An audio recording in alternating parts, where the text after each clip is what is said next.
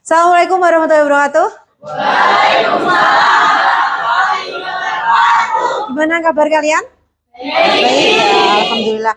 Ini ada 2 anak atau 3 anak nggak masuk karena sakit kelihatannya ya.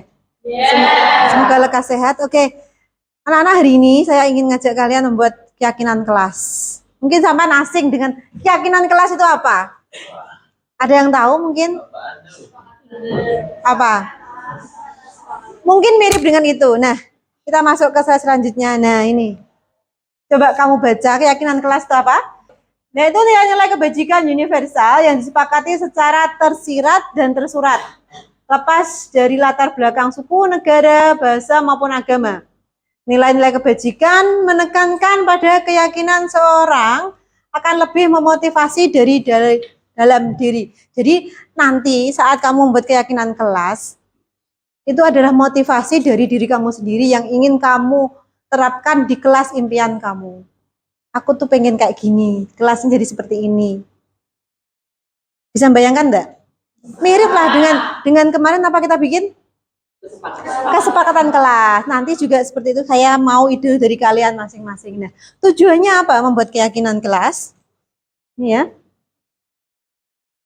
Tujuan keyakinan kelas. Oh, sorry, bukan ini. Nah, ini. Mewujudkan disiplin positif kepada anak yang kemudian akan menjadi budaya positif juga.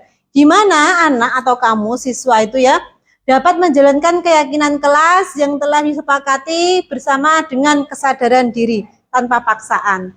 Sama nggak perlu dipaksa untuk menjalankan keyakinan kelas itu.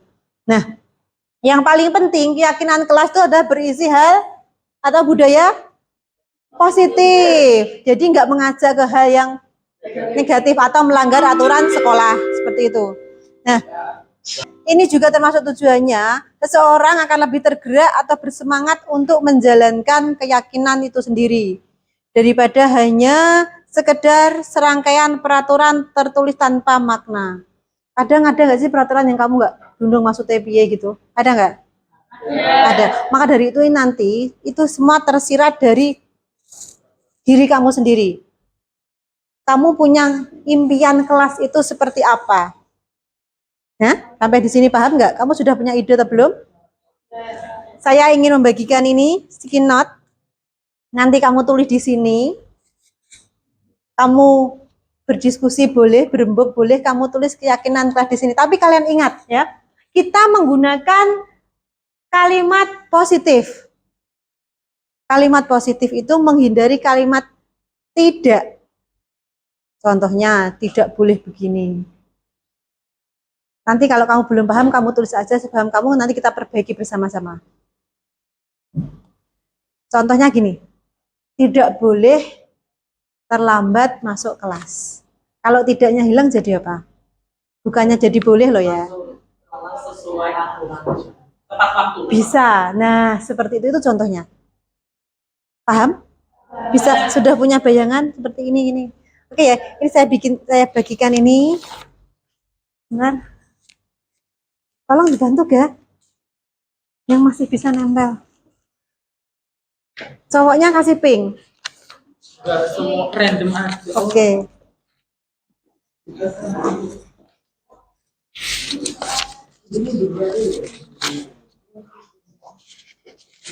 Tuliskan kelas impian kamu di situ.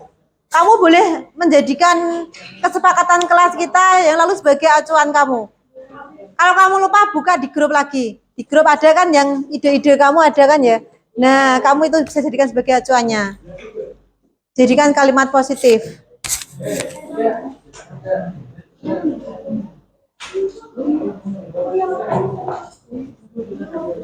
Nanti kalau sudah tempel di sini.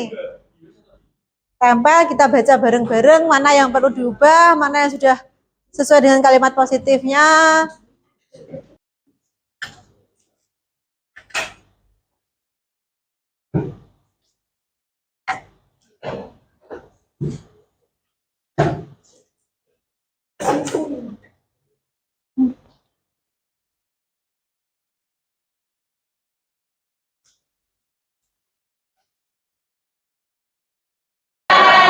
Bagi yang sudah, tolong kalian tempel tuh apa sticky note tadi di sini. Jangan lupa dikasih nama.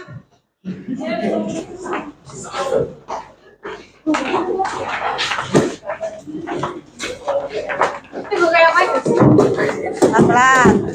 Iya, ambil tangan tolong. Jadi namanya Ya, sama. nggak tahu. Ini hamba Allah mungkin. Ya.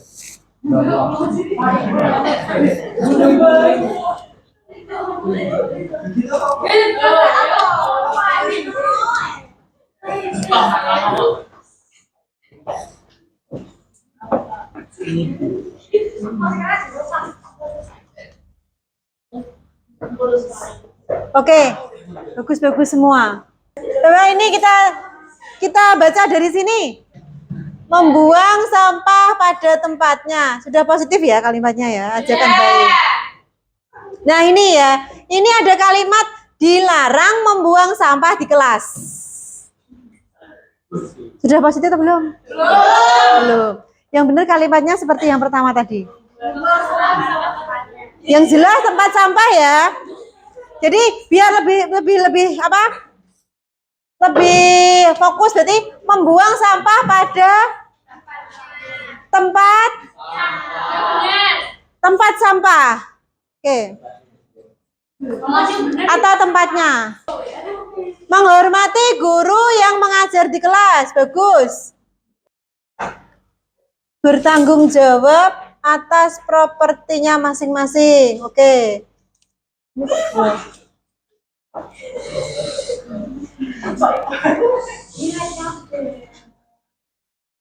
Ingin kelas menjadi solid. Kalau ingin berarti apa? Ingin kelas jadi solid apa? Kelas menjadi solid, saling menghargai. Seperti itu ya. Itu sudah mencakup saling menghargai antar teman dan menghargai guru. Seperti ini kalimatnya Aulia ini intinya menghargai guru dan orang lain. Nanti jadi dipadatkan menjadi menghargai teman, menghargai guru. Seperti itu ya. Berteman dengan siapapun tanpa membedakan. Oke, bagus. Yang belum saya lihat tadi seperti yang diucapkan Erlangga. Apa? Masuk kelas tepat waktu. Tepat waktu. Oke. Ini nanti kita matangkan jadi kesimpulannya beberapa poin ya. Jadi nggak terlalu banyak. Intinya di sini saya lihat adalah masuklah tepat waktu, membuang sampah pada tempatnya, menghargai teman, menghargai siapa? Guru. Terus di sini berteman dengan siapapun, intinya solid ya, kayak kompak, solid itu jadi satu nanti ya. Kompak dan solid. Ada lagi mungkin bisa saya tambahi, mengerjakan tugas. Gimana? Tepat waktu. Ya, nanti tambah itu ya. Nanti kita buat kesimpulan tentang hasilnya ini. Oke. Ada yang usul lagi mungkin? Yang usulannya belum sempat tertuang di situ? Gak ada? Sudah semua? Oke, jadi untuk nanti untuk hasil keyakinan kelas ini dicetak atau di print terus ditempel. Supaya apa? Ingat terus, mudah mengingat. Sebenarnya di file bisa, Bu, bisa. Tapi kalau di HP-mu, kamu kan ribet harus buka mana nyari filenya lagi ya toh. Kalau ditempelkan mungkin ditulis agak besar yang bisa kelihatan dari sini. Setiap kamu mau melanggar, mesti kamu, oh ya itu keyakinan kelas kita. Seperti ini. Dan keyakinan kelas ini, saya harap dipatuhi oleh semua anggota kelas. Bukan hanya yang nulis keyakinan tersebut ya. Paham? Oke. Ada pertanyaan?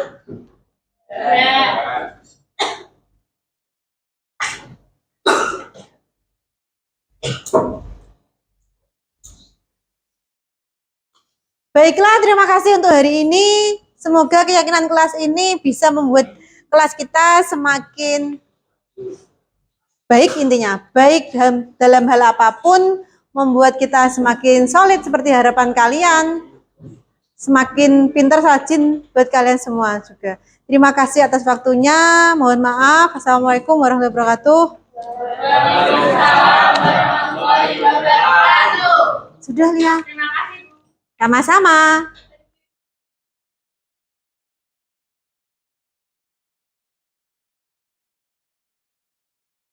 Assalamualaikum warahmatullahi wabarakatuh. Alhamdulillahirabbil alamin. Assalatu wassalamu ala asyrofil anbiya'i wal mursalin sayyidina wa maulana Muhammadin wa ala alihi washabbihi ajmain. Amma ba'd. Yang terhormat Bapak Kepala SMA Negeri Model Terpadu Bojonegoro, Bapak Dr. Andes Aziz Ghazali beserta Ibu.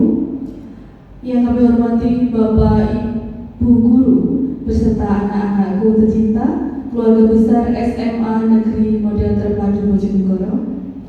Puji syukur alhamdulillah kita panjatkan kehadiran Allah Subhanahu wa taala yang mana pada kesempatan hari yang cerah ini, di suasana yang membahagiakan ini, kita dapat berkumpul dalam acara pengimbasan materi modul 1.4 Budaya Positif Program Guru Penggerak Angkatan 9 Kabupaten Bojonegoro.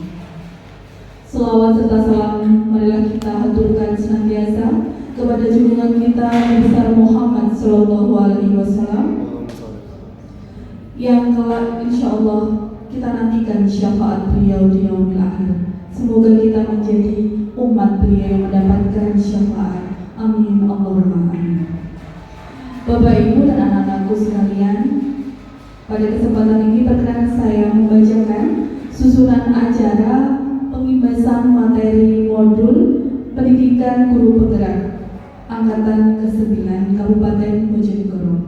Acara yang pertama adalah pembukaan, dilanjutkan dengan menyanyikan lagu Indonesia Raya.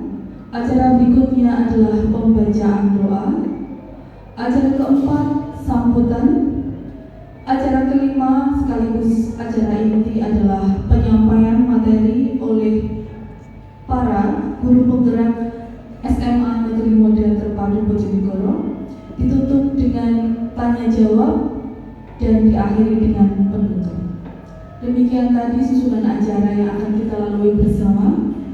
Sebagai pembuka acara kita agar berlangsung dengan hikmat memberi manfaat, marilah kita buka dengan bacaan basmalah bersama-sama. Terima kasih. Acara berikutnya adalah menyanyikan lagu Indonesia Raya. Hadirin dipersilahkan berdiri. Mohon kepada Ibu Khalifah untuk memimpin.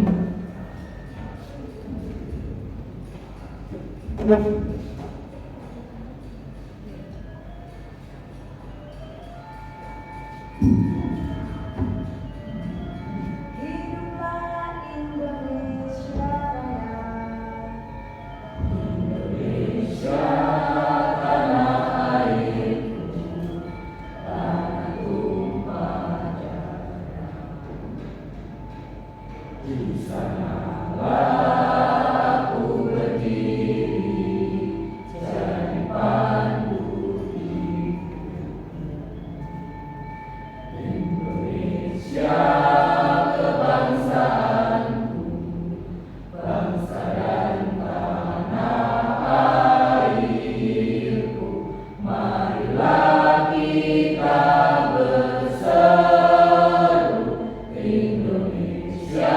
bersatu.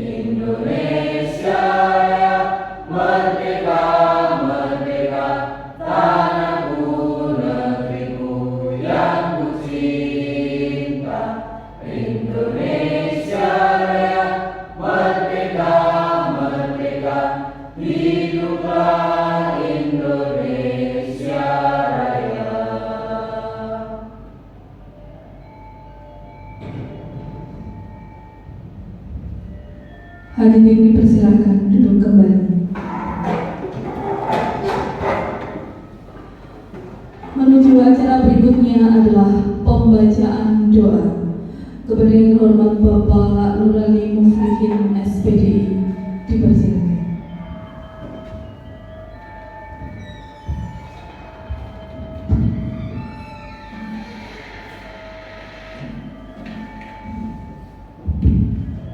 Assalamualaikum warahmatullahi wabarakatuh. Waalaikumsalam warahmatullahi wabarakatuh. Yang terhormat Bapak Kepala SMA Negeri Pelabuhan Bojonegoro, yang terhormat Bapak Ibu Guru SMA Negeri Pelabuhan Bojonegoro serta hadirin yang berbahagia. Marilah kita berdoa mohon kepada Allah semoga kegiatan pada hari ini berjalan dengan lancar dan mendatangkan manfaat serta keberkahan Fitini wa dunia wal akhirah. Ala hadiniyah as-salihah. Al-Fatihah. A'udzu billahi minasy syaithanir rajim. Bismillahirrahmanirrahim. Alhamdulillahi rabbil alamin. Arrahmanir rahim. Maliki yaumiddin. Iyyaka na'budu wa iyyaka nasta'in. Ihdinas siratal mustaqim. Siratal ladzina an'amta 'alaihim ghairil maghdubi 'alaihim waladdallin. A'udzu billahi minasyaitonir rajim. Bismillahirrahmanirrahim. Allahumma shalli wa sallim wa barik 'ala sayyidina Muhammadin walhamdulillahi rabbil alamin. Allahumma shalli 'ala sayyidina Muhammadin al-Fatih lima ughliqa wal khatim lima sabaqa nasiril haqqi bil haqqi wal hadi ila siratikal mustaqim. Allahumma shalli 'ala sayyidina Muhammadin tunjina biha min jami'il ahwali wal afat wa taqdi lana biha jami'al hajat wa tudahhiruna biha min jami'is sayyi'at wa tarfa'una biha indaka 'ala darajat wa tubaddiluna biha bushrul ghayati min jami'il khairati fil hayati wa ba'da al-mamat.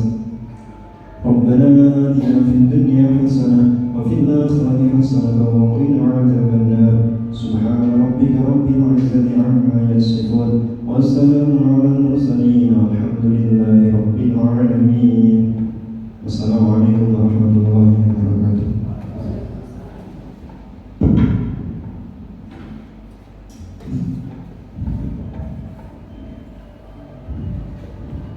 Terima kasih disampaikan kepada Bapak Nurani Muflihin. Bapak Ibu dan anak-anakku yang berbahagia, menuju pada acara berikutnya adalah sambutan. Sambutan akan disampaikan oleh Bapak Kepala SMA Negeri Muda Terpadu Bojonegoro. Kepada yang terhormat Bapak Dr. Andes Aziz Ghazali, dipersilakan.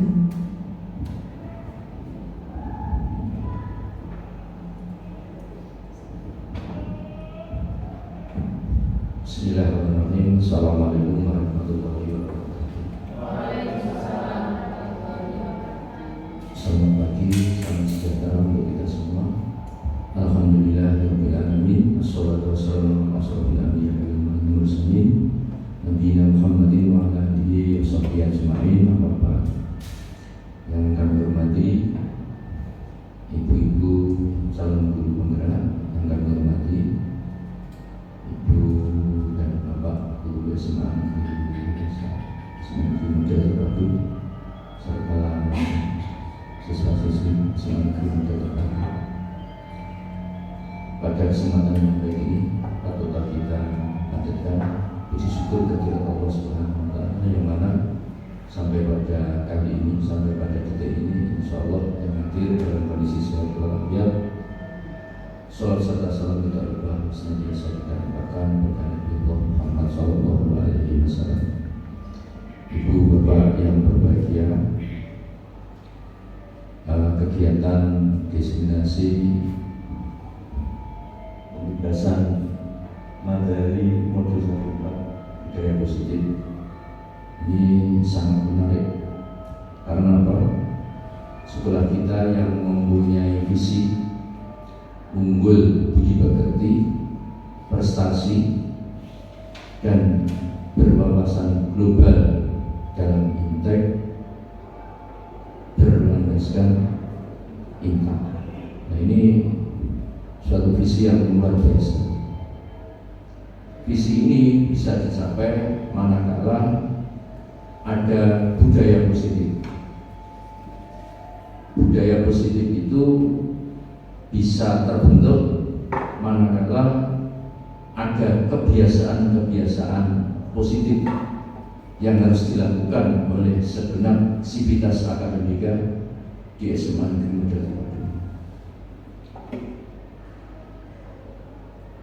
Kita ingat filosofi pendidikan Ki Hajar Dewantara bahwa pendidikan itu harus mampu menuntun murid atau peserta didik atas kekuatan kodrat yang ada pada peserta didik, yaitu kodrat alam dan kodrat zaman, sehingga mencapai kebahagiaan dan keselamatan setinggi-tingginya. Ya, saya bukan guru penggerak, tapi paling tidak saya pernah membaca seperti itu. Itu kalau diringkas dengan bahasa yang kekinian, sukses di dunia wal akhirat, yaitu sukses dunia dan akhirat. Kalau dibahasakan dengan bahasa yang disingkat, pendidikan itu harus mampu membimbing anak, memfasilitasi anak, mengarahkan anak untuk mencapai kesuksesan baik dunia maupun akhirat.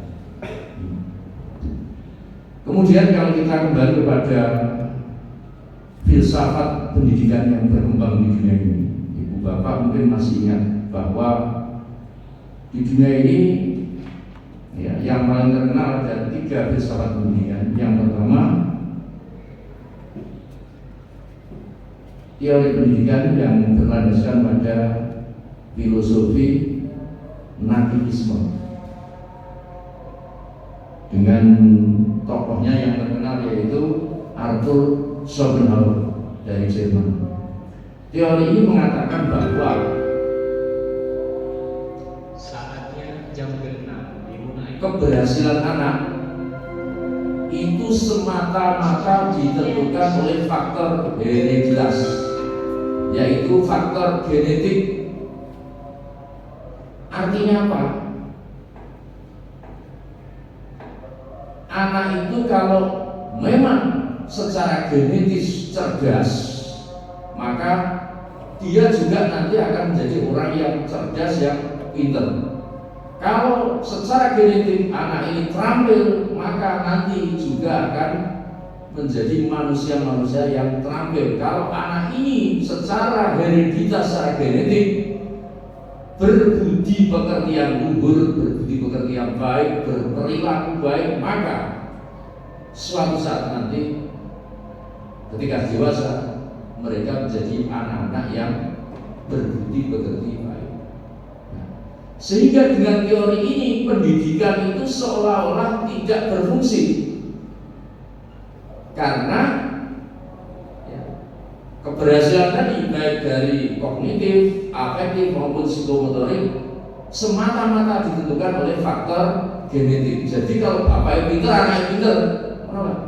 Nek bapaknya jahat, maaf ya, anaknya penjahat, nanti juga akan jadi penjahat. Jadi faktor pendidikan itu tidak begitu dipentingkan, sehingga timbullah istilah pesimisme pedagogi. Jadi faktor pendidikan tidak dianggap penting karena kesuksesan anak itu ditentukan oleh faktor genetis. Ini teori yang pertama. Teori yang kedua adalah teori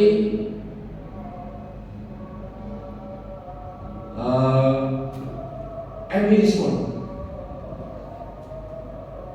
Teori empirisme ini dikemukakan oleh filosof John Locke dari Inggris, yang mengatakan bahwa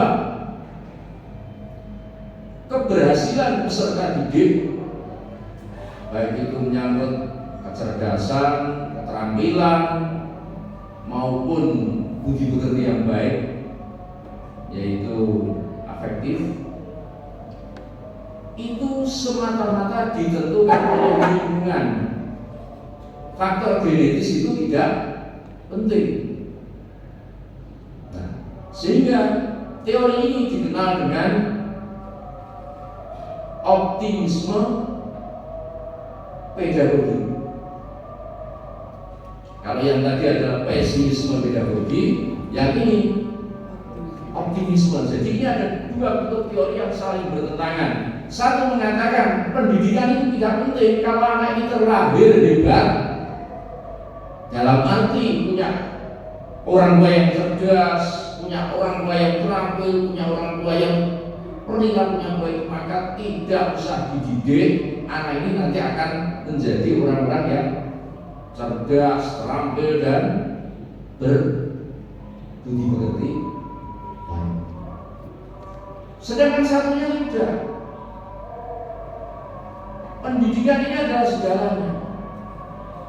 Anak boleh terlahir dengan mungkin kognitif yang rendah, psikomotor yang baik, dari orang tua yang perannya buruk, tapi dengan dididik yang luar biasa, dididik yang baik, makanya akan menjadi anak-anak yang baik. Dua teori ini bertentangan satu sama lain. Manakah yang benar? Apakah mutlak bahwa orang yang cerdas, orang yang budi pekerti luhur, orang yang terampil nanti anaknya juga terampil seperti itu tanpa sekolah? Apakah bapaknya, ibunya, maaf ya, maling, penjahat, anaknya juga akan menjadi penjahat? Ini teori yang pertama. Banyak bantahan-bantahan yang dibuktikan, banyak sanggahan-sanggahan yang bisa dibuktikan bahwa teori yang pertama ini tidak benar. Sedangkan teori yang kedua, apakah pendidikan itu bisa hanya semata-mata pendidikan yang mengantarkan anak itu bisa menjadi hebat, bisa menjadi terampil, bisa menjadi berperilaku baik? Tidak juga. So, ada faktor lain yang mempengaruhi. Faktor lingkungan. Apakah lingkungan yang mempengaruhi 100%? Ya tidak juga. Oleh karena itu muncul teori ketiga, yaitu konvergen. Teori konvergen, yaitu gabungan antara keduanya. Teori ini dikembangkan oleh Louis William Stern. Jadi perkembangan peserta didik itu ditentukan oleh faktor nativisme, ya, juga faktor lingkungan. Jadi perpaduan antara genetik yang dibawa dengan lingkungan. Anak ini terlahir dari orang tua yang sangat cerdas, tapi kalau tidak dididik dan berada di lingkungan yang kurang baik, kira-kira bagaimana? Apakah ini anak ini menjadi baik? Anak ini secara kodrat, secara hereditas terlahir dari keluarga yang cerdas luar biasa, tapi lingkungannya dididik dengan kebiasaan buruk, misalnya di situ lingkungannya adalah lingkungan di mana kampung itu banyak pencuri, banyak bandit, banyak pengguna narkoba. Apakah dijamin anak ini juga menjadi anak-anak yang sukses berbudi pekerti luhur? Tidak bisa. Bisa jadi terpengaruh oleh lingkungan, dan banyak yang bisa kita buktikan seperti itu. Anak dari keluarga baik-baik, tetapi dia berada atau hidup di lingkungan yang kurang baik, maka bisa jadi anak itu terpengaruh. Banyak contoh seperti itu. Oleh karena itu, teori yang ketiga ini, konvergenisme, ini yang dianut banyak orang saat ini. Jadi kesuksesan seseorang secara dunia dan akhirat, yaitu menurut Ki Hajar Dewantara, mencapai kebahagiaan dan keselamatan setinggi-tingginya itu yang juga ditentukan oleh ya genetik yang baik dan faktor lingkungan yang baik. Di kedua-duanya punya pengaruh yang signifikan. Kemudian Ibu Bapak, di SMA Negeri Model Terpadu ini sudah ada pembiasaan yang positif. Di antaranya anak-anak diharapkan untuk datang tepat waktu. Jadi yang tidak tepat waktu dicatat, sebab datang tepat waktu ini menjadi sangat penting karena mendasar untuk mendidik anak lebih disiplin. Jadi kalau yang datang terlambat akan dicatat, kalau berulang-ulang maka akan dipanggil orang tuanya. Kenapa putranya terlambat? Sehingga untuk mengatasi anak-anak yang seperti ini digunakan semacam segitiga restitusi ya. Anak yang bermasalah ini bisa diselesaikan dengan pendekatan segitiga restitusi. Kemudian juga anak-anak dibiasakan untuk sholat zuhur berjamaah, sholat asar berjamaah, dengan harapan imtaknya juga lebih baik. Sebab sesuai dengan visi sekolah kan unggul bla bla bla bla berlandaskan imtak. Penting. Kami berharap ya pada diseminasi ini. Diseminasi ini kan tujuannya kepada atau sasarannya kepada para guru agar dapat menerima informasi,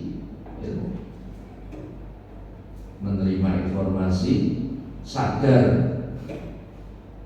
timbul kesadaran. Setelah menerima informasi timbul kesadaran, kemudian setelah timbul kesadaran punya komitmen untuk melaksanakan apa yang didiseminasikan ini. Saya berharap dengan diseminasi ini semakin banyak ibu bapak guru SMA Negeri Model Terpadu yang termotivasi, tertarik untuk menjadi calon-calon guru penggerak. Ini harapan kami sebagai pimpinan. Semoga apa yang saya sampaikan ini berguna dan secara resmi kegiatan pembebasan materi modul 1.4 budaya positif pendidikan guru penggerak angkatan 9 Kabupaten Bojonegoro SMA Negeri Model Terpadu Bojonegoro Oktober 2023 secara resmi saya nyatakan dimulai.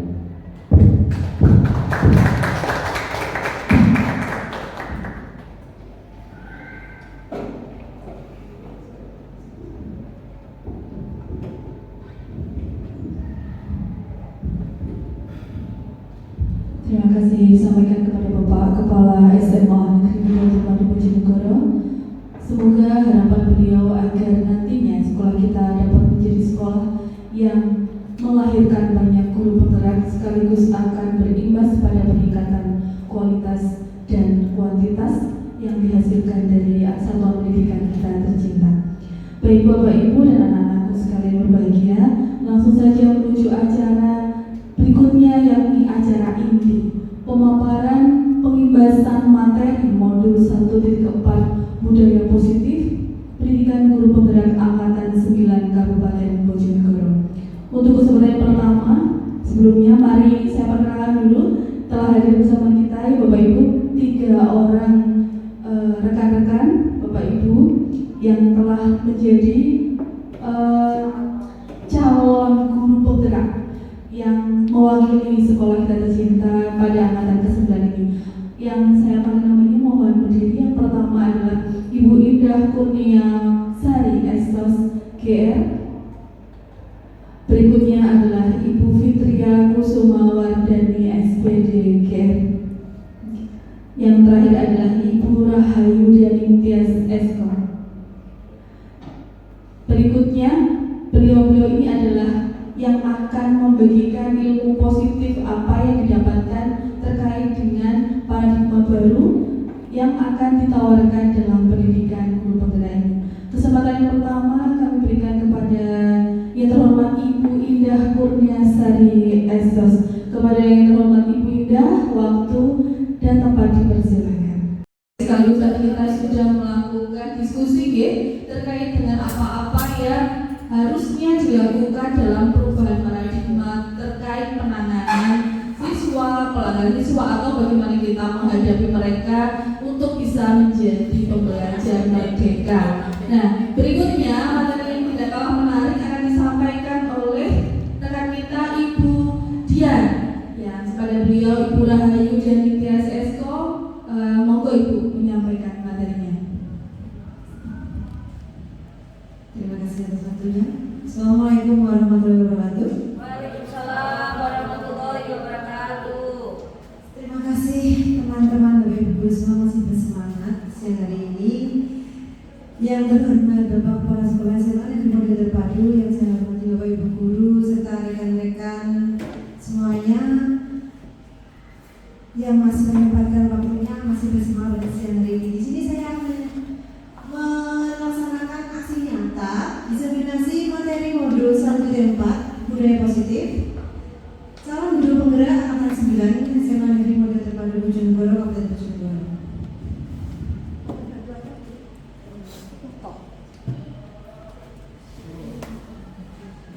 Budaya positif. Apa itu budaya positif? Kalau positif budaya yang bagus ya. Budaya positif adalah sebuah nilai kebajikan yang menjadi keyakinan dan pada akhirnya menjadi karakter atau ciri khas dari sebuah komunitas atau lembaga, termasuk lembaga sekolah kita ini.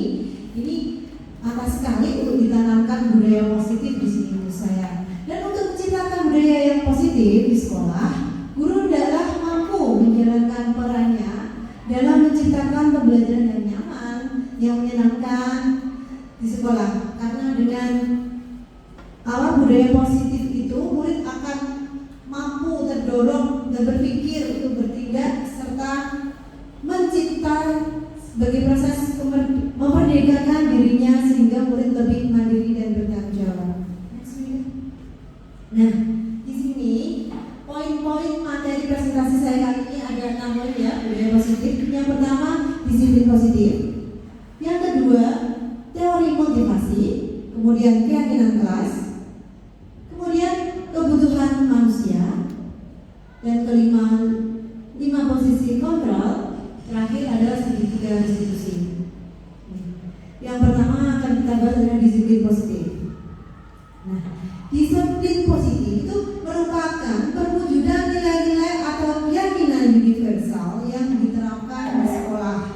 Budaya positif yang diterapkan di sekolah adalah salah satu perwujudan dari visi guru yang mengandung nilai-nilai kebajikan sesuai dengan tujuan pendidikan nasional yang dijabarkan dalam profil belajar Pancasila. Nah, kemudian budaya positif itu sendiri merupakan pendekatan mendidik anak untuk melakukan kontrol diri dan pembentukan kepercayaan diri. Jadi disiplin ini berbeda sama sekali dengan hukuman ya. Meskipun disiplin itu sering diterapkan dengan menggunakan teknik hukuman, seperti yang sudah pernah terjadi mungkin zaman-zaman dahulu waktu masa tahun berapa itu, guru itu kalau menjadikan muridnya dihukum. Saya bahkan pernah dulu disuruh mikul sepeda waktu saya SMP, saya terlambat, saya turun potong sepeda ontel, itu masih ontel. Saya pernah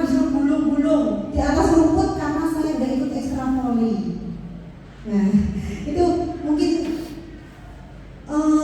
mindset tentang disiplin pada waktu zaman itu kala saya SMP atau SMA itu seperti itu. Saya pernah disuruh jalan jongkok bahkan waktu itu. Padahal hal itu akan menimbulkan dendam tersendiri bagi siswa. Kenapa seperti itu? Bahkan bisa menimbulkan ingatan yang kurang bagus di kepala siswa dan di kehidupan sendiri. Itu terbukti. Saya sampai sekarang nggak bisa lupa hukuman itu. Terus bahkan saya dulu seperti ini. Sampai aku jadi guru, aku mau ini. Lalu tinggalnya saya jadi guru tenang. Seperti itu.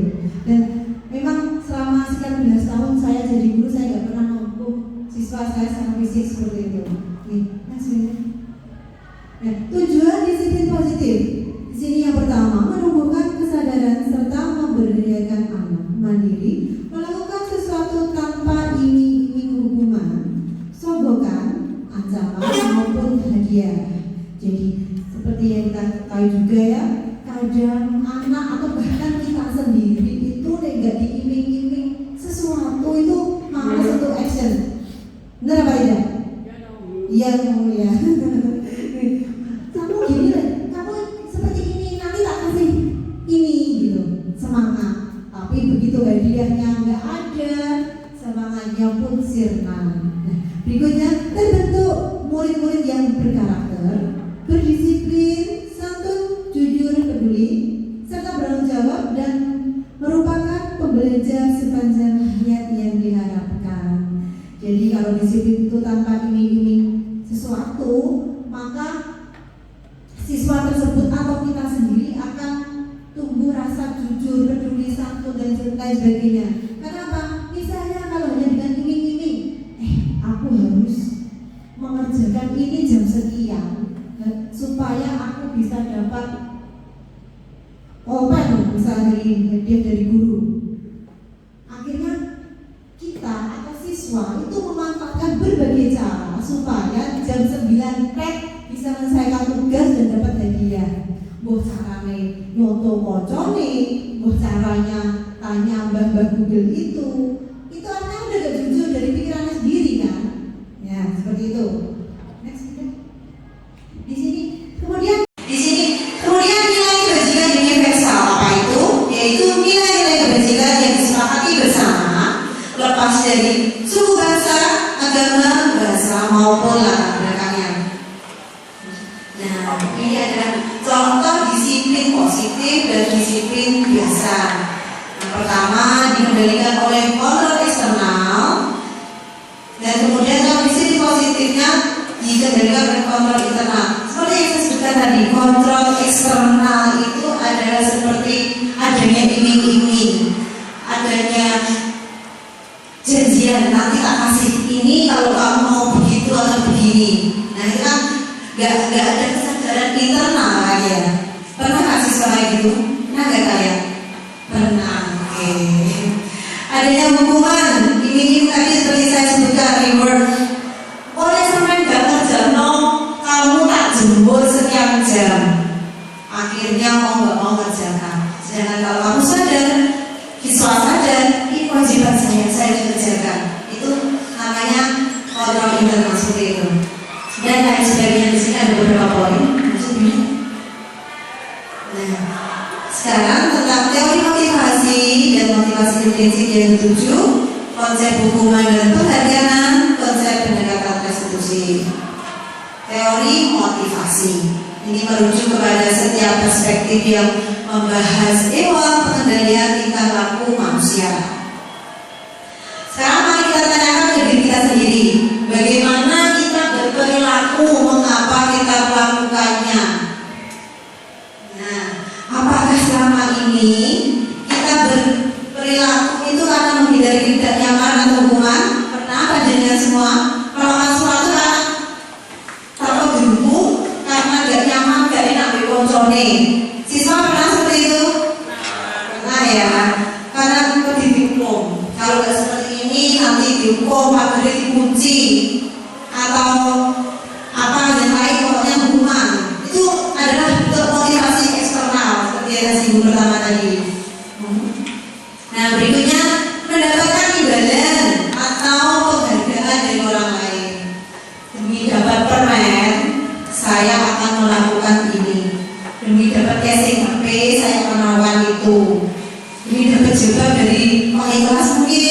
atau apa, saya juga harus melakukan sesuatu.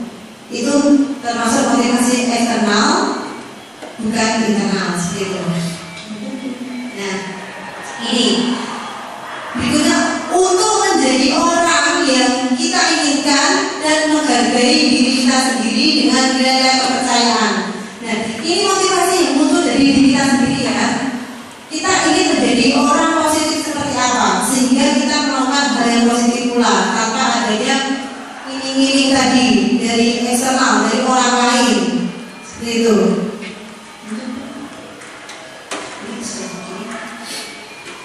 Nah, sekarang hukuman dan penghargaan, konsekuensi serta restitusi. Hukuman dan penghargaan. Hukuman bersifat tidak terencana atau tiba-tiba. Anak atau murid tidak tahu apa yang akan terjadi dan tidak dilibatkan. Hukuman bersifat satu arah dari pihak guru yang memberikan, dan murid hanya menerima suatu hukuman tanpa melalui kesepakatan atau pengarahan dari pihak guru, baik sebelum atau sesudahnya. Hukuman yang diberikan bisa berupa fisik maupun psikis. Murid atau anak disakiti oleh suatu perbuatan atau hukuman. Misalnya hukuman, ada nego tidak kalau bikin hukuman? Sampai kalau hukum apa? Ada? Tidak ada ya? Langsung kamu lari sana sekian kali, atau kamu bisa duduk bersama. Nanti kira-kira hukuman seperti ini ya. Kamu hukum kayak gini, nggak tahu? Tiba-tiba aja kasih hukuman itu. Seperti itu ya. Hukuman bisa berupa apa? Fisik atau psikis, atau kata-kata. Kamu pernah dihukum oleh kata-kata? Pernah dihukum oleh kata-kata? Atau guru pernah menghukum siswanya dengan kata-kata? Memuji. Mungkin itu sudah lain. Menghukum dengan kata-kata. Hukuman dan penghargaan. Ini menurut Alfikon atau acara mengemukakan baik penghargaan maupun hukuman adalah cara-cara mengontrol perilaku seseorang yang menghancurkan potensi untuk pembelajaran yang sesungguhnya. Menurut Kon, secara ideal tindakan belajar itu sendiri adalah penghargaan sesungguhnya. Jadi hukuman itu bisa menghancurkan potensi untuk pembelajaran yang sesungguhnya. Karena kadang kalau dihukum itu yang tertinggal apa sih? Kamu bangga gak kalau dihukum? Murid bangga gak kalau dihukum? Tinggal apa ya kalau dihukum? Mangkel? Ya, malu juga ya. Pada umumnya, dalam menjalankan peraturan sekolah, bila mana ada sesuatu pelanggaran, tentunya sesuatu harus terjadi. Tindakan terhadap suatu pelanggaran pada umumnya berbentuk hukuman. Konsekuensi. Nah, sekarang tentang teori motivasi dan motivasi intrinsik yang dituju, konsep hukuman dan penghargaan, konsep pendekatan restitusi. Teori motivasi ini merujuk kepada setiap perspektif yang membahas ihwal pengendalian tingkah laku manusia. Sekarang mari kita tanyakan ke diri kita sendiri, bagaimana kita berperilaku, mengapa kita melakukannya. Nah, apakah selama ini kita berperilaku itu karena menghindari ketidaknyamanan atau hukuman? Pernah panjenengan semua melakukan sesuatu karena takut dihukum, karena gak nyaman, gak enak di koncone. Siswa pernah seperti itu? Pernah ya, karena mau dihukum. Kalau nggak seperti ini nanti dihukum, pagarnya dikunci atau apa yang lain, pokoknya hukuman. Itu adalah bentuk motivasi eksternal seperti yang saya singgung pertama tadi. Nah, berikutnya mendapatkan imbalan atau penghargaan dari orang lain. Demi dapat permen, saya akan melakukan ini. Demi dapat casing HP, saya akan melakukan itu. Demi dapat jilbab dari wali kelas mungkin atau apa, saya juga harus melakukan sesuatu. Itu termasuk motivasi eksternal, bukan internal, seperti itu. Nah, ini berikutnya, untuk menjadi orang yang kita inginkan dan menghargai diri kita sendiri dengan nilai-nilai kepercayaan. Nah, ini motivasi yang muncul dari diri kita sendiri ya.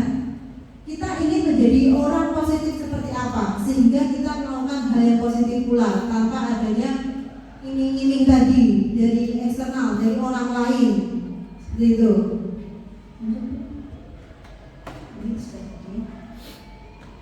Nah, sekarang hukuman dan penghargaan, konsekuensi serta restitusi. Hukuman dan penghargaan. Hukuman bersifat tidak terencana atau tiba-tiba. Anak atau murid tidak tahu apa yang akan terjadi dan tidak dilibatkan. Hukuman bersifat satu arah dari pihak guru yang memberikan, dan murid hanya menerima suatu hukuman tanpa melalui kesepakatan atau pengarahan dari pihak guru, baik sebelum atau sesudahnya. Hukuman yang diberikan bisa berupa fisik maupun psikis. Murid atau anak disakiti oleh suatu perbuatan atau hukumannya. Biasanya hukuman ada nego ada kalau bikin hukuman. Sampai kita hukum apa? Ada? Tidak ada ya? Langsung kamu lari ke sana sekian kali, atau kamu duduk bersama. Nanti kira-kira hukumannya seperti ini ya. Kamu hukum kayak gini, tidak tahu? Tiba-tiba aja kasih hukuman itu. Seperti itu ya. Hukuman bisa berupa fisik atau psikis, atau kata-kata. Kamu pernah dihukum oleh kata-kata? Pernah dihukum oleh kata-kata? Atau Bapak Ibu guru pernah menghukum siswanya dengan kata-kata? Menguji. Mungkin itu salah lagi. Menghukum dengan kata-kata. Hukuman dan penghargaan. Ini menurut Alfikon atau Wawancara mengemukakan baik penghargaan maupun hukuman adalah cara-cara mengontrol perilaku seseorang yang menghancurkan potensi untuk pembelajaran yang sesungguhnya. Menurut Kohn, secara ideal tindakan belajar itu sendiri adalah penghargaan sesungguhnya. Jadi hukuman itu bisa menghancurkan potensi untuk pembelajaran yang sesungguhnya. Karena kadang kalau dihukum itu yang tertinggal apa sih? Kamu bangga nggak kalau dihukum? Murid bangga nggak kalau dihukum? Tinggal apanya kalau dihukum? Mangkal, ya, malu juga ya.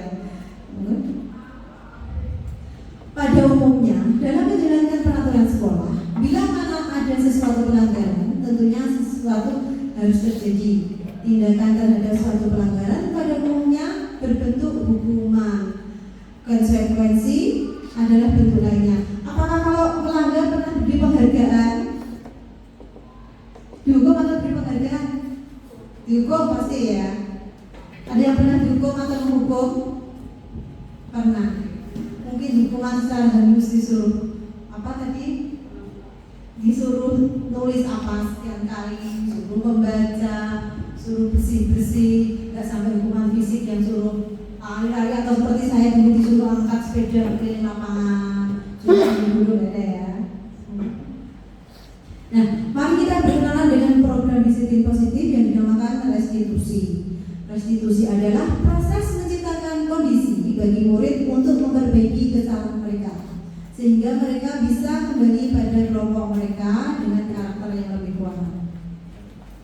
Restitusi juga merupakan proses kolaboratif yang mengajarkan murid untuk mencari solusi untuk masalah mereka dan membantu murid berpikir tentang orang seperti apa yang mereka inginkan dan bagaimana mereka harus memperlakukan orang lain. Jadi restitusi itu nggak guru menentukan hukumannya seperti ini, tidak.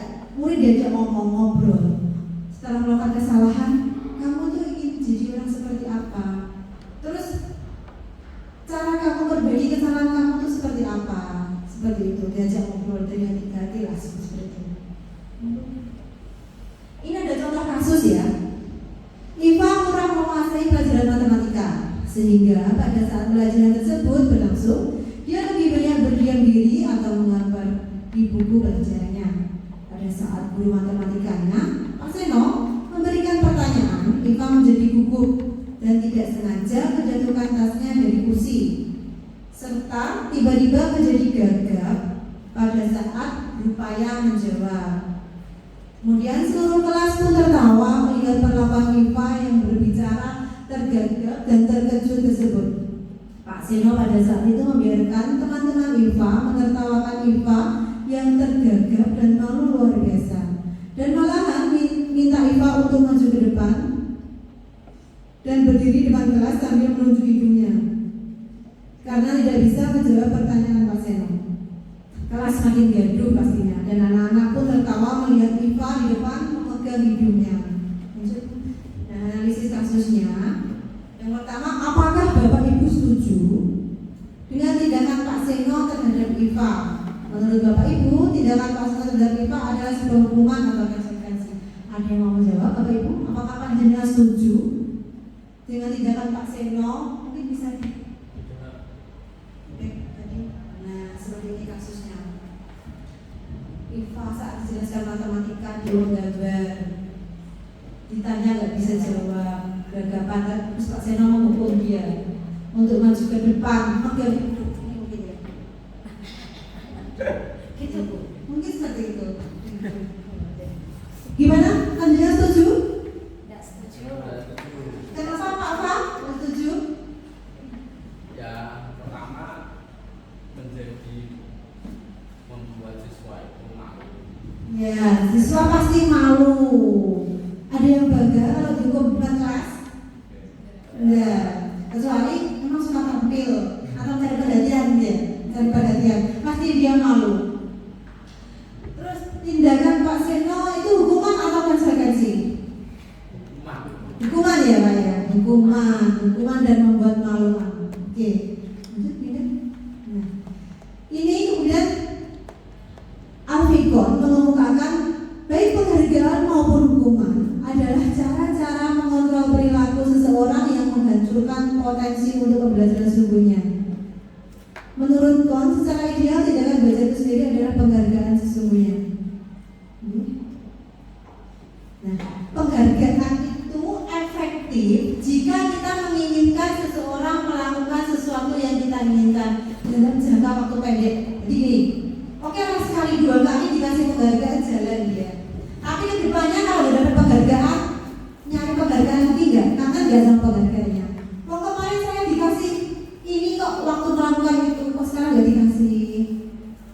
Bisa kan ya? Jadi dalam jangka waktu panjang tuh enggak bisa enggak berlaku untuk penghargaan itu. Jika kita menggunakan penghargaan lagi dan lagi, maka orang tersebut akan bergantung pada penghargaan yang diberikan serta kehilangan motivasi dari dalam, karena motivasinya penghargaan. Dapat payung kalau kerjakan PR, dapat jam dinding,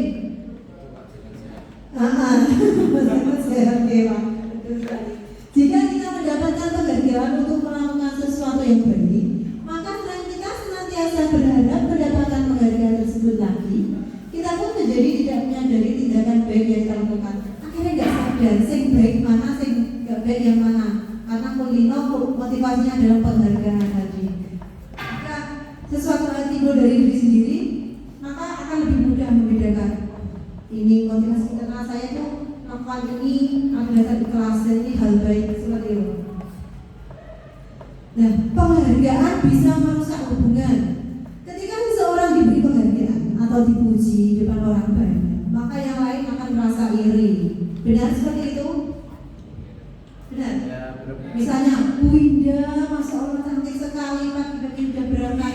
Padahal yang lain sudah lebih pagi, tapi kebetulan yang puji ketemunya sama Bu Indah. Seperti itu, bisa jadi seperti itu. Padahal Mbak Yusro lebih pagi. Ternyata yang dipuji Mbak Indah ini Mbak Yusro belum. Iya, iri. Bu saya lebih pagi kok saya nggak dipuji, malah Mbak Indah kasih piala. Kan seperti itu. Terus mungkin banyak-banyak lagi. Siswa juga, oh saya melakukan ini tapi tanpa sepengetahuan guru A, tapi yang dipuji adalah teman saya, pasti akan digundul. Ini juga, saya tidak dipuji kok ini dipuji, seperti itu. Berikutnya konsekuensi adalah hasil atau akibat dari suatu tindakan atau keputusan yang bersifat positif maupun negatif. Sementara hukuman adalah suatu bentuk konsekuensi negatif yang diberikan sebagai respon atas tindakan tindakan yang melanggar aturan atau norma hukum atau hukuman sendiri. Bedanya kan konsekuensi dengan hukuman terhadap pada fokus tujuan dan aksinya. Di sini konsekuensi merupakan akibat langsung dari perbuatan yang dilakukan. Sedangkan hukuman adalah sesuatu yang dijatuhkan kepada pelaku melalui proses keadilan. Jadi konsekuensi misalnya kayak gini. Tiba-tiba siswa A menumpahkan air. Konsekuensinya apa? Membersihkan atau mengelap. Nah, pernah yang guyu pernah itu pasti. Terus tiba-tiba lagi apa mungkin merusak buku temannya. Konsekuensinya semakin dirusak wae sekalian atau apa? Mengganti mungkin ya. Nah, kalau hukuman mungkin bisa berlaku kalau misalnya pelajaran PJOK datang terlambat, oke, kamu saya hukum untuk keliling lapangan sekian puluh kali. Bisa seperti itu saudara.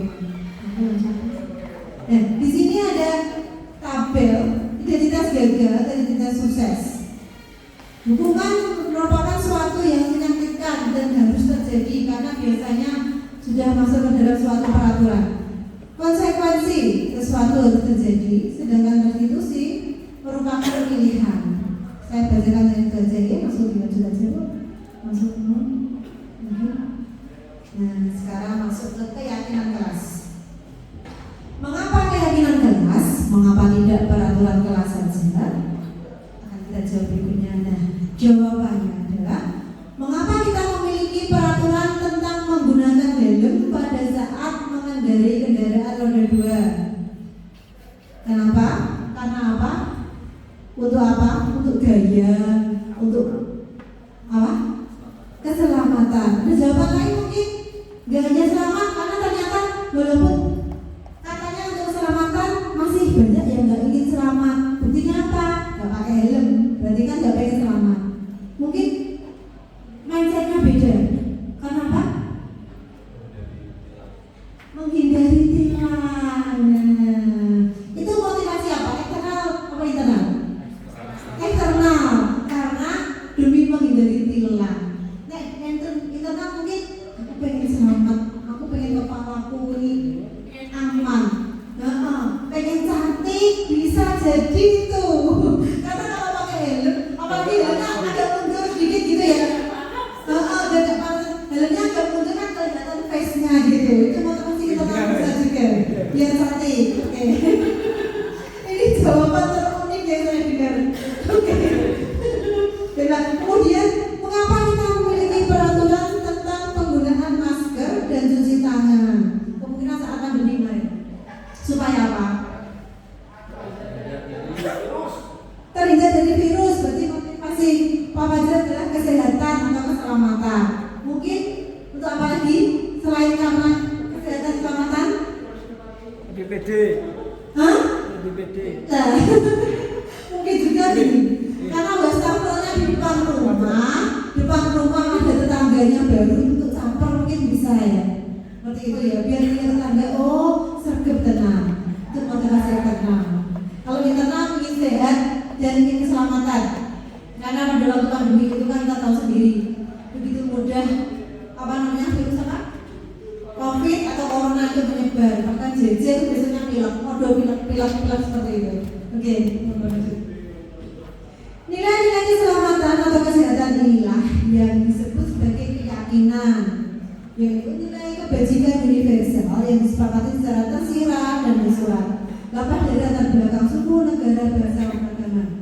Jadi tadi yang keyakinan ya, yakin bahwa ini demi keselamatan, yakin ini untuk kesehatan, yakin menghindari tilang. Itu eksternal enggak ya?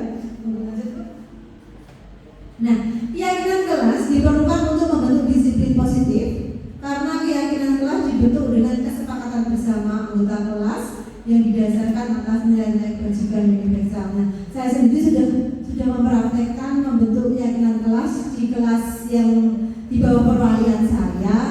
Jadi kita asuhannya adalah peraturan sekolah. dibicarakan dengan kelas kita.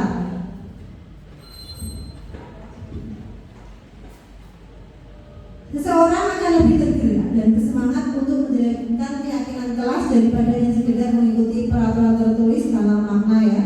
Murid-murid pun demikian, mereka perlu mendengarkan dan memahami arti sesungguhnya dari peraturan yang diberikan.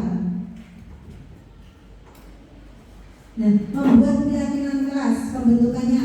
Keyakinan kelas itu bersifat abstrak. Ini mungkin bisa lanjut dengan terapkan nanti di kelas pendidikan semua. Keyakinan kelas berupa pernyataan universal. Nah ini yang sering miss ini, pernyataan keyakinan kelas senantiasa dibuat dalam bentuk positif. Maksudnya tuh kata-kata positif tuh menghindari kata-kata tidak atau bukan atau jangan. Contoh seperti ini, tidak boleh datang terlambat. Itu akhirnya yang tertanam di otak tuh tidak boleh.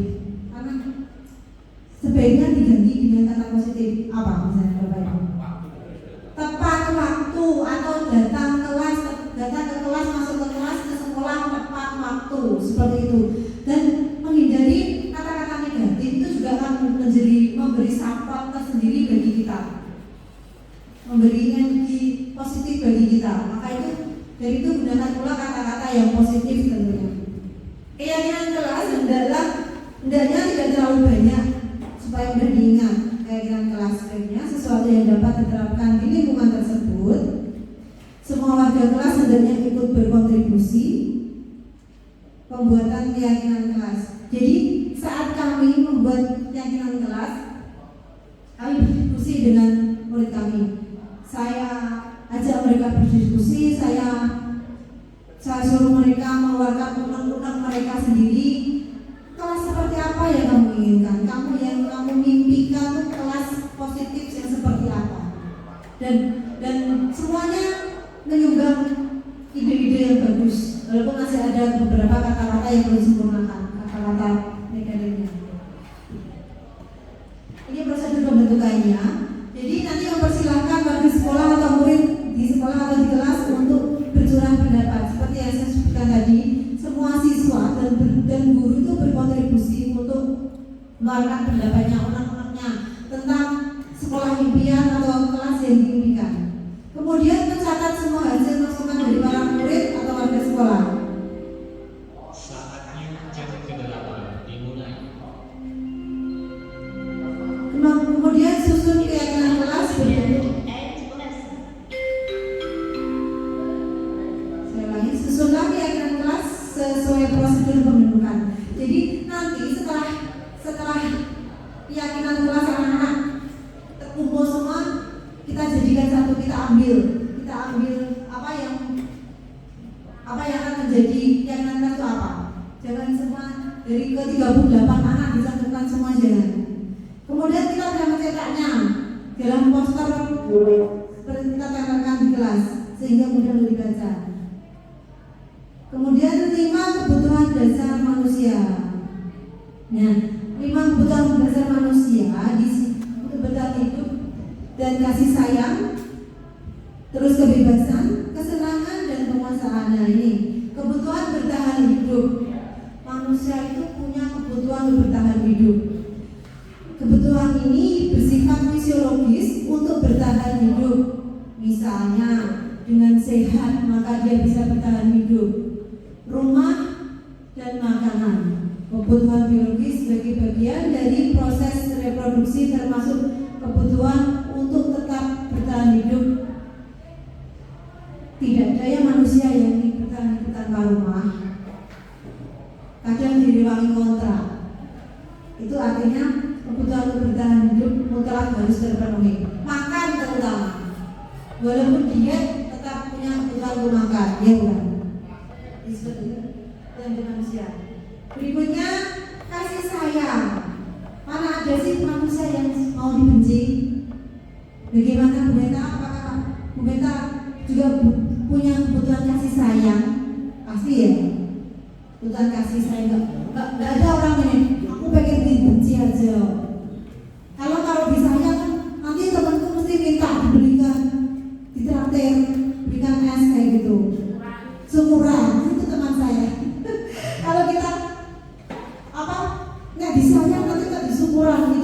rapotnya.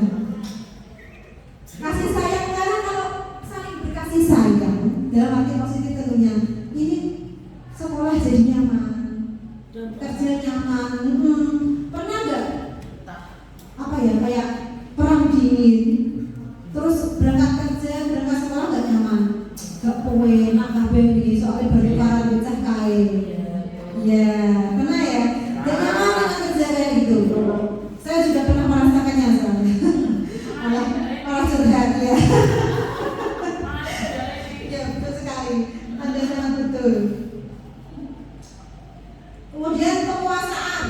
Kebutuhan ini berhubungan dengan kekuatan untuk mencapai sesuatu, menjadi kompeten, menjadi terampil, diakui, nah, dihormati juga.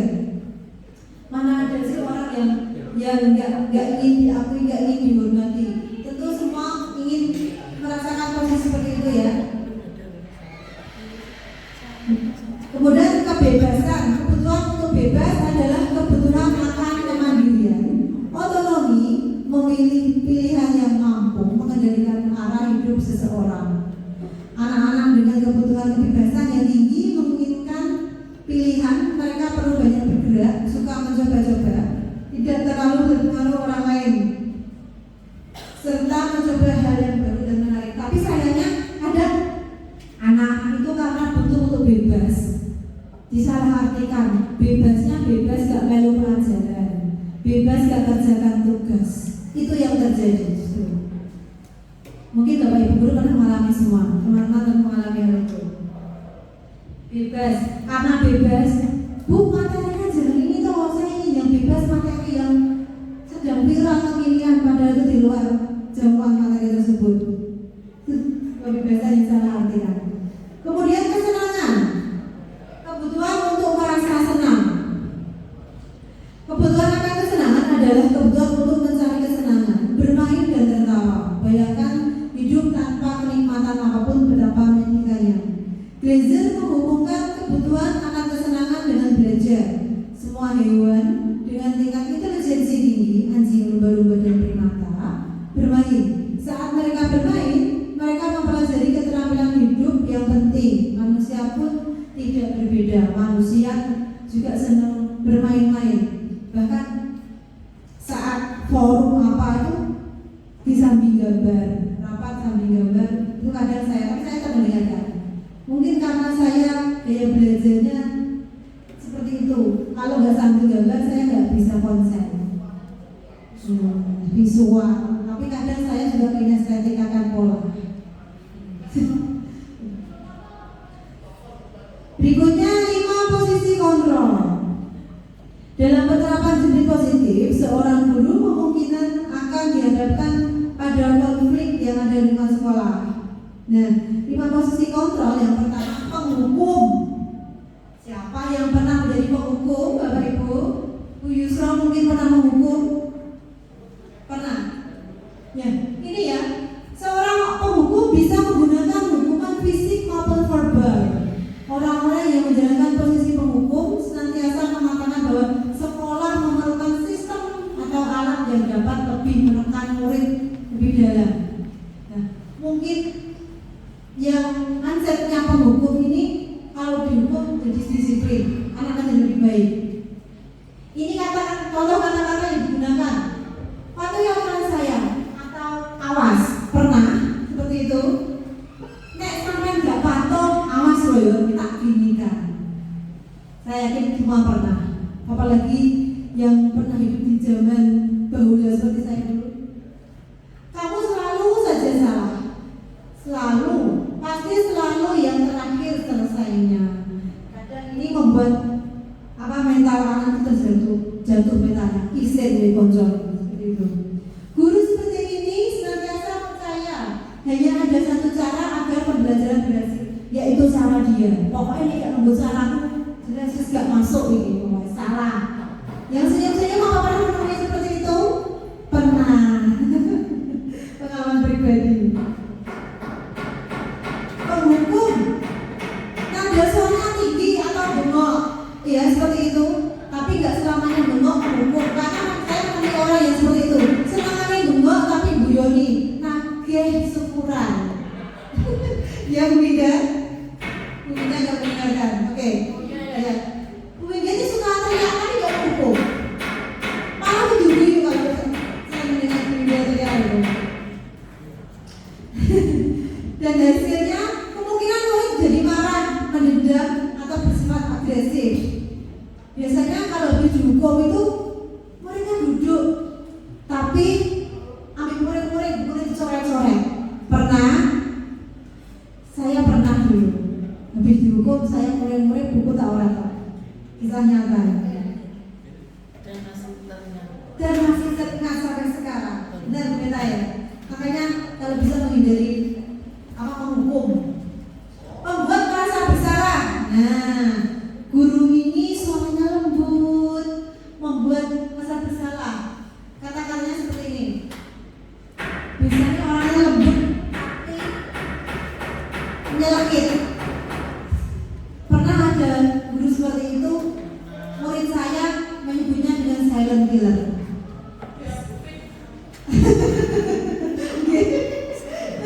Bukan ini tergantung keperluan untuk Tuhan. Ibu sangat kecewa sekali dengan kamu. Lembut tapi dia ngomong, ibu sangat kecewa sekali dengan kamu. Tidak kayak ibu sangat kecewa, udah lembut, menyentuh. Akhirnya yang dijak ngomong merasa bersalah. Berapa kali Bapak harus beritahu kamu ya? Gimana coba kalau orang nah ini pernah saya lakukan. Gimana coba kalau orang tua kamu tahu apa yang kamu lakukan? Saya pernah di posisi ini membuat rasa bersalah. Bu hari ini bicara, saya pernah di posisi membuat rasa bersalah dan saya dulu mandinya ini muridnya pasti nangis, pasti saya buat nangis. Saya bisa seperti itu. Penghukum yang selama ini saya hindari.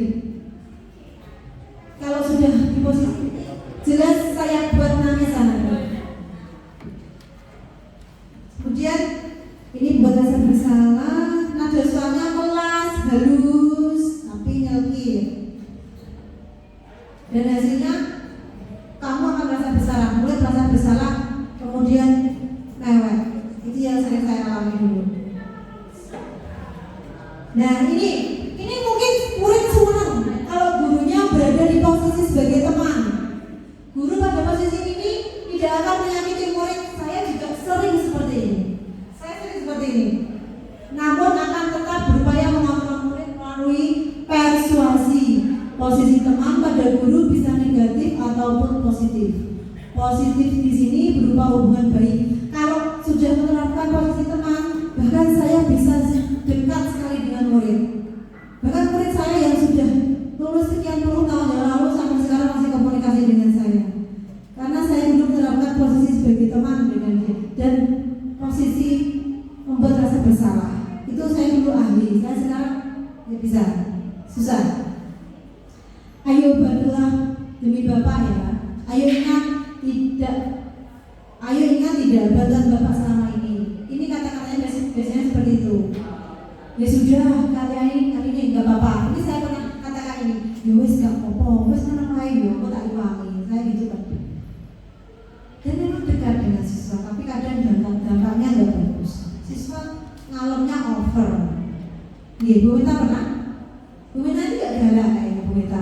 Lembut ini. Galak. Ya ini, hal negatifnya adalah bila suatu saat guru tersebut membantu, maka murid tidak membantu, murid kekecewaan. Betul sekali.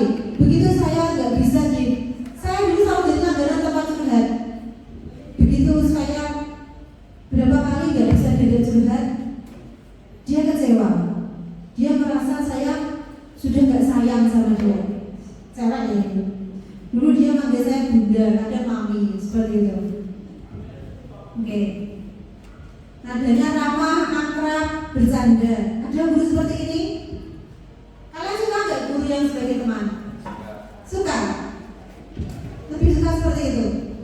Oke. Senang? Oke. Lanjut.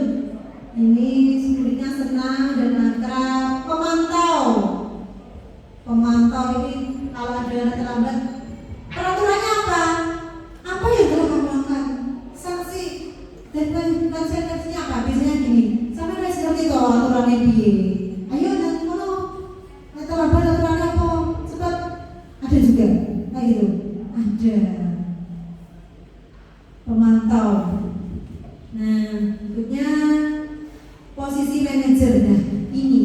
posisi guru yang sangat dianjurkan dan diharapkan dikuasai oleh semua guru.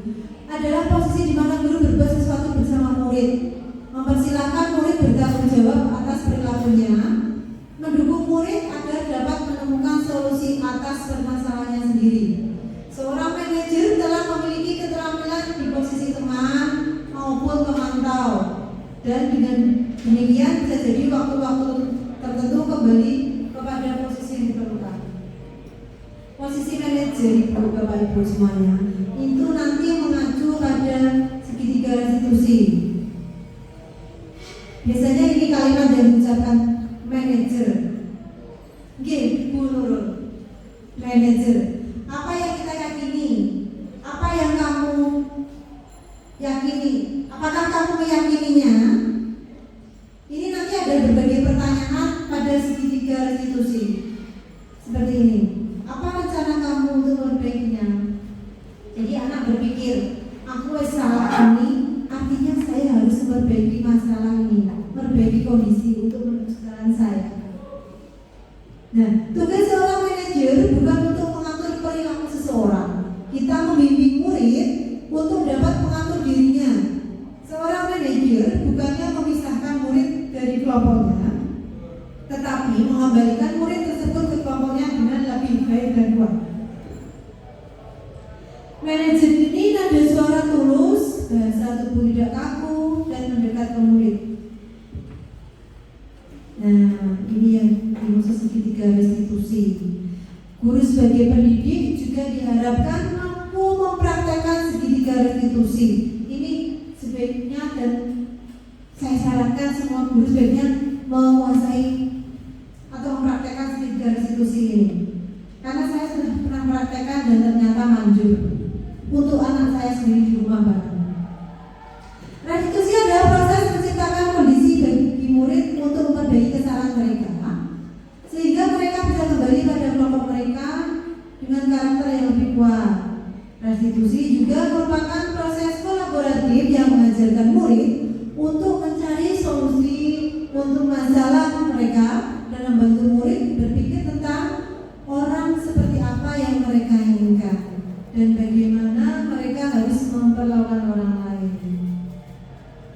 Restitusi ini bukan menebus kesalahan, namun belajar dari kesalahan, dan dari situ nanti siswa bisa menyimpulkan atau mencari solusi untuk kesalahan yang sudah dia lakukan. Nah, ini gambarannya segitiga restitusi. Sebelumnya kita tanyakan dulu alasannya apa siswa melakukan hal itu, alasan kamu kenapa seperti ini, terus adakah cara yang lebih efektif untuk mendapatkan apa yang kamu butuhkan. Terus setelah itu kita tanyakan keyakinan dia, apakah sudah sesuai dengan yang dia lakukan atau pelanggaran yang dia lakukan. Kamu ingin menjadi orang seperti apa? Biasanya anak merenung kalau ditanya kayak gitu. Saya sudah mencoba mempraktekannya dengan beberapa siswa, anak saya sendiri juga. Kalau ditanya, asal tanya dengan lembut dong, nyentak. Kue pengen jadi apa? Ya ngono beda lagi maksudnya. Rasanya hati beda. Kamu ingin menjadi orang seperti apa? Nah, setiap orang pernah melakukan kesalahan. Kalau kita jawab kayak gitu, anak pasti buruk.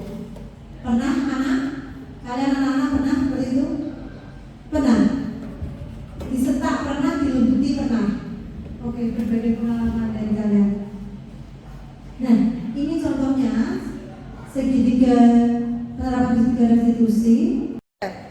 Assalamualaikum warahmatullahi wabarakatuh.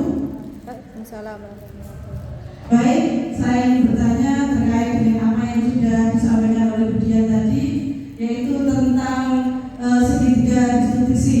Kebetulan pertanyaan sudah saya tulis, saya siapkan kaitannya dengan segitiga restitusi yang bagi saya sangat menarik tadi. Seperti kita ketahui bahwa saat ini marak terjadinya kekerasan terhadap guru, bahkan sampai terjadi adanya pembacokan dan kekerasan yang lainnya. Pertanyaannya, apakah dengan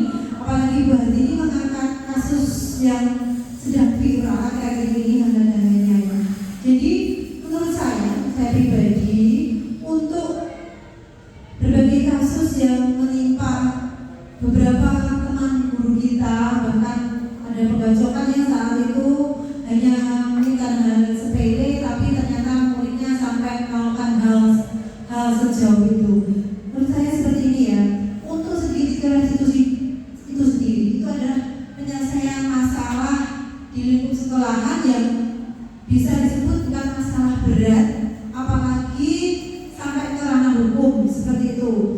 Kan kalau sudah seperti kasus pembacokan, kasus kekerasan yang luar biasa seperti itu sudah beda ranahnya. Itu mau tidak mau itu sudah menyentuh ranah hukum dan harus ditangani oleh kepolisian dan mungkin ada konsekuensi hukum atau penjara seperti itu nanti. Sedangkan restitusi itu sendiri itulah menyangkut hal-hal tentang mungkin pelanggaran peraturan sekolahan atau hal ringan, dan diharapkan dengan adanya restitusi itu murid akan berpikir ulang atau bahkan tidak akan melakukan kesalahan yang lebih fatal. Seperti itu berarti ini. Apakah jawaban saya sudah puas atau sudah sesuai dengan pertanyaan tadi kan? Oh sudah, oke, terima kasih.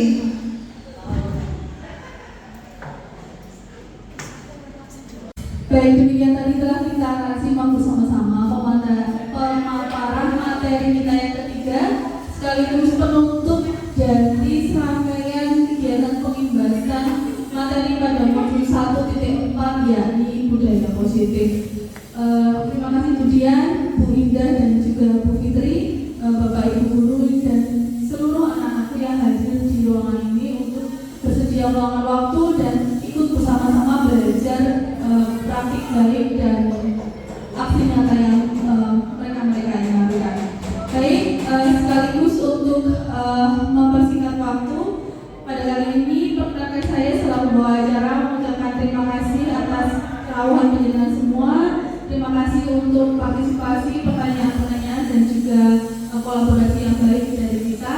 Dan bila ada kekurangan, kesalahan atau kesalahan dalam apapun yang kami sampaikan, kami mohon maaf yang sebesar-besarnya.